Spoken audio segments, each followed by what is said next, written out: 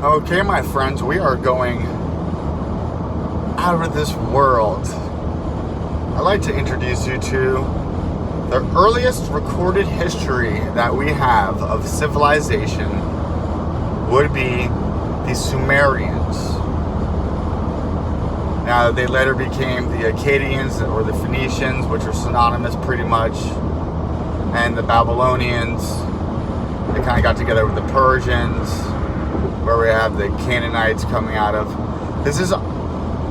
Sumeria is modern day Iraq, the Fertile Crescent, near modern day Israel, and then going down to Egypt, and going up to Palestine. Now, the stories that we have from Sumeria down to Phoenicia, Acadia, and the Babylonians, these gods were taken on by the Hebrew people, I think nomadic people, that really came on the scene in 600 BC. There's no real evidence of any peoples identified as Israelis or Israelites or Hebrews before 600 BC, and that's being generous. Now we have the Sumerians' belief system, from what we could gather through their records of cuneiform tablets that were kept on these stone tablets, and they were preserved very well. They had like libraries and libraries on it, and they kept records and records of like money exchanged and stuff. Very nice. Now, they have what they call An, as their pretty much almighty god. Or An is like heaven. On, when you put a light switch on, it's another name for the sun or like day. And then night, you shake your head like this. And we're off, you turn an off switch down, just like the sun. So on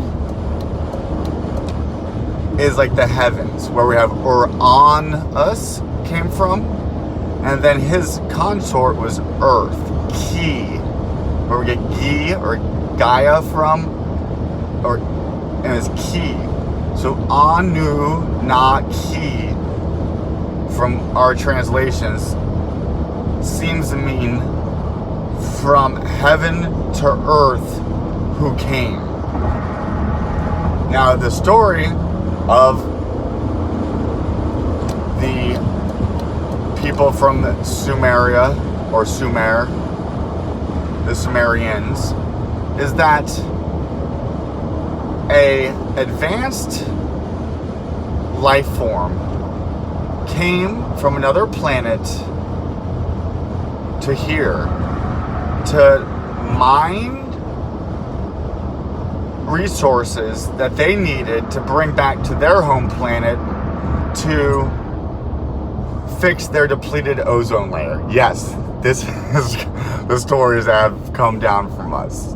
It's that advanced. It's like a sci-fi movie, but this is like 5,000 years ago at least. So, further back, but this from the story being told that they can put down. So now we have this family of like the sons of An, who I think were Enki and Enlil. Now they have, I think, a sister who's also their consort each, if not the same sister who's their consort.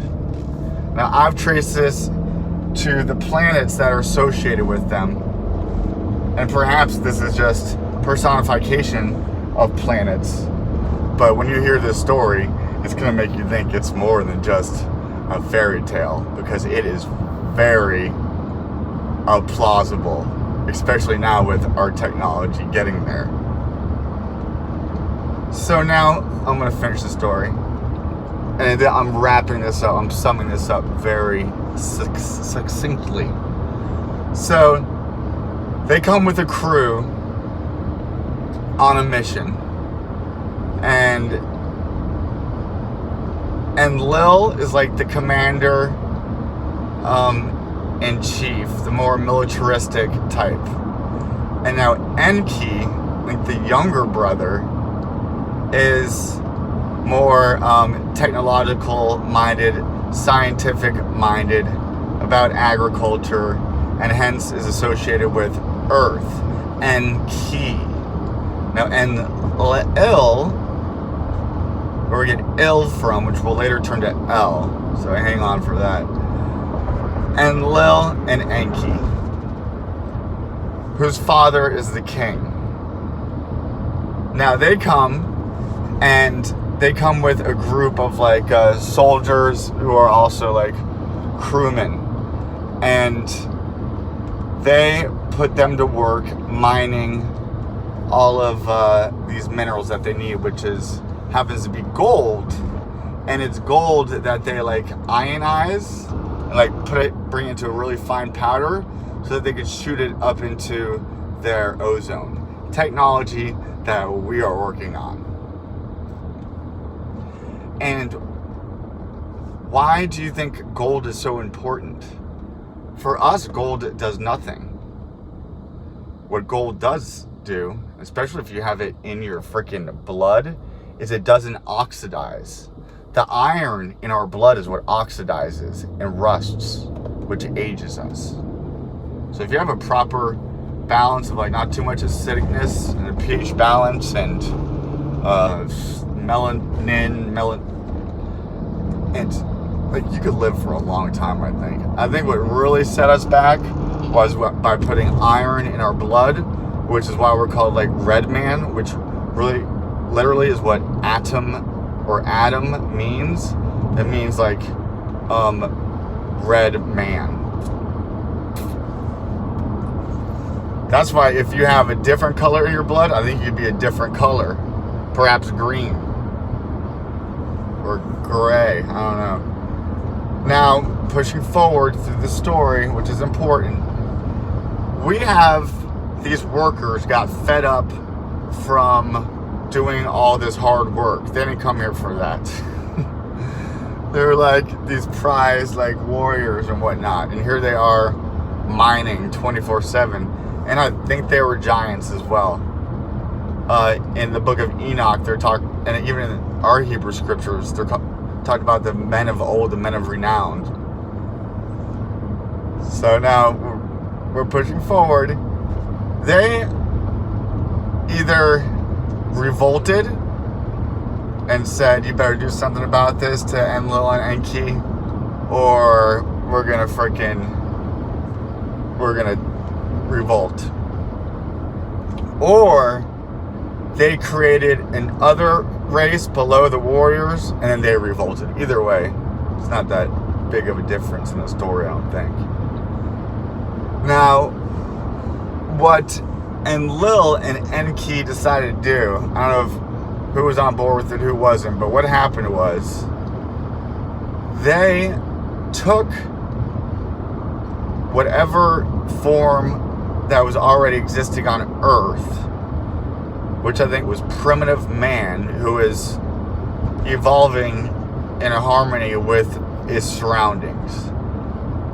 And with their advanced technology that we have now, they spliced into the DNA and took their own DNA, which was advanced, and worked it into the DNA of the hominoid that was already existing here, so that they could be smart enough to understand directions and to be able to do the work of mining for their resources. If you look into the word paradise, where man was put to work, the etymology of the word paradise literally means like fenced in, like caged in area for work.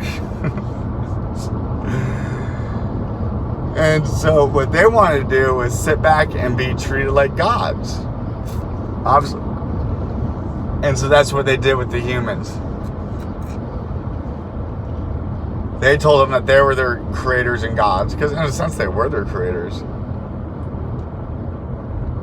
And I think they used them to mine all their stuff, and then they left. I think they tried to flood them out once, and Enki had compassion on his creation and saved them, and also taught them like a sacred knowledge, like how to do agriculture, sacred geometry, the Kundalini system. I think he put that into us. But I think we used to have, some say that we used to have more DNA and chakras, and that they were taken from us.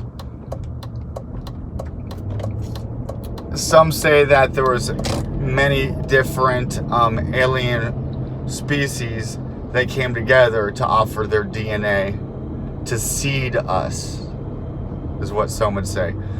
I've heard it said that we were seeded by the Palladians as like a time capsule, and that these things would come to fruition when we were ready.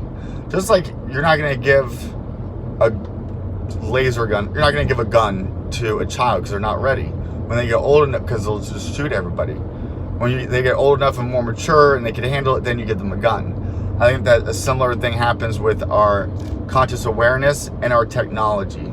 That we won't be given anything sooner than we can handle it. Look what we did with atomic energy, with the atomic bomb. Now I want you to take yourself and put yourself in this position. Say that we have our ozone depleting. I know it's not that stretch of an imagination.